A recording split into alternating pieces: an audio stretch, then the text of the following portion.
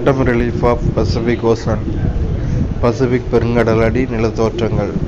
Continental shelf of the eastern Pacific Ocean is very narrow due to the presence of trenches, while those on the western coast are wide. Pacific கிழக்கு Pacific பெருங்கடலில் காணப்படும் கண்டத்தட்டுகள் மிகவும் குறுகலாக இருக்கின்றன. அதே வேளையில் மேற்கு கடற்கரையில் காணப்படும் தோற்றங்கள் அகலமாக இருக்கின்றன. Continental shelf adjoining coasts of Australia and Indonesia varies in width from 160 to 1600 km. Australia மற்றும் இந்தோனேசியாவில் காணப்படும் கண்டச்சரிவுகள் 160 கிலோமீட்டர் முதல் 1600 கிலோமீட்டர் வரை தனிமனில் வேறுபடுகின்றன. இந்த Pacific ocean the abyssal plains are very vast. Pacific பெருங்கடலில் பெருங்கடலடி சமவெளிகள் மிகவும் பரந்து காணப்படுகின்றன.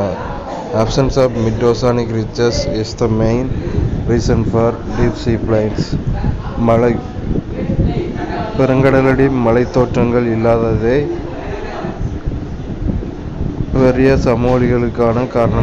பெரிய கடலடி சமவெளிகளுக்கான காரணமாகும்.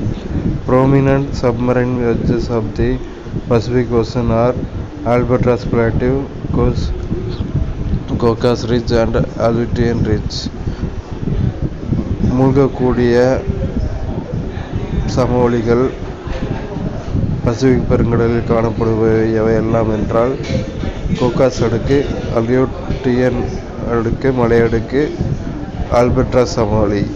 டாஸ்மானியா Basin, New Zealand and East Pacific Basin are major basins of Pacific Ocean. டாஸ்மானியா கொப்பரை, நியூசிலாந்தில் உள்ள டாஸ்மானியா கொப்பரை மற்றும் கிழக்கு பசிபிக் கொப்பரை ஆகியன பசிபிக் பெருங்கடலில் உள்ள முக்கிய கொப்பரைகளாகும். Pacific Ocean has about 25,000 islands. Pacific பெருங்கடலில் 25,000 தீவுகள் இருக்கின்றன. There are number of archipelagos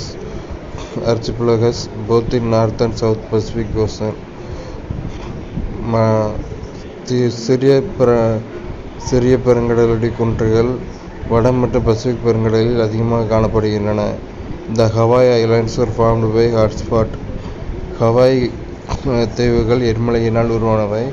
The Challenger Deep in Mariana Trench is the deepest part of Pacific Ocean.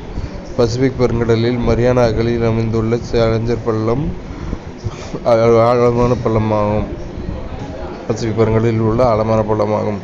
இதன் உயரம் 10,994 மீட்டர்.